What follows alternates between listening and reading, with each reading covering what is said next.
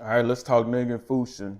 Basically, we have four adventurers who have all been betrayed, and they happen to meet up at a tavern at the same time, and they start drinking together and find out they all have being betrayed and having trust issues in common, and also they don't have a party, and also they're very broke. So they hang out, drink all night, and then the next day, as they're about to separate, go their separate ways, they decide, hey, maybe we should form our own party of people who have been betrayed and don't no longer trust humanity. And you know what, we're gonna put some stipulations in place, and we're not gonna trust each other. And they call themselves survivors because they survive their situations, and their goal is they're always gonna make it back home no matter what. This was solid. It was solid. We watched them in season one. We watched them form their party. We basically learned what happened to them, and we learn that they're gonna save humanity one day. We don't get to that part, but we learn one day they're gonna eventually slay the Demon King or something like that. And they just basically we just see them their trauma and what they go through and how they build bonds with one another and try to trust again. To me, I thought it was okay. It was solid. To me, it's a much better idea than it was executed. The idea is much greater than the execution. It just First of all, which is gonna turn some people off, the animation isn't that good. That's not a huge thing for me. I care much more about the storyline. I love some great animation.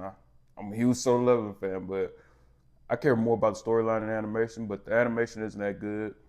And then another thing, they kind of constantly complain about being betrayed, which I know that's the thing. They're like they have trauma and they're trauma bonding, but it's not as emotionally. It doesn't resonate as emotionally as I think they would want it to.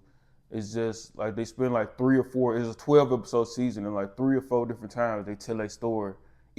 All four of them, how they was betrayed. Whether it was, they mentor or they mentee, or somebody they was in love with, and they just, it's just, and they mope around and stuff, and it's just like this shit is lame, and I wish I would stop complaining so much. But I thought it had moments though. It had moments and it had a ton of potential. I don't think it lived up to it, but I think it's a solid watch.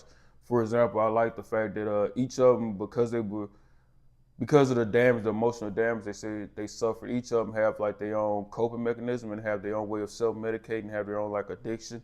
And part of the reason they came with the group was like we need to fund our fix, we need to fund our addiction, and we won't judge each other. We need to make money to fund our addictions, and we're not going to judge each other. Like we have a former priest who he likes to go to brothels. We have we have a wizard. She likes to gamble. Their leader, he in love with he's obsessed with a pop star, but he met the pop star. She was nice to him, and now he goes to all her shows.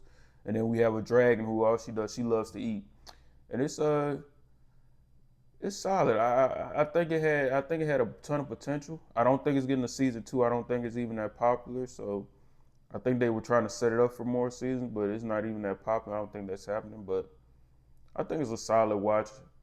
I'm gonna give Ningen Fushin, adventurers who don't believe in humanity will save the world, a 6.25 out of 10.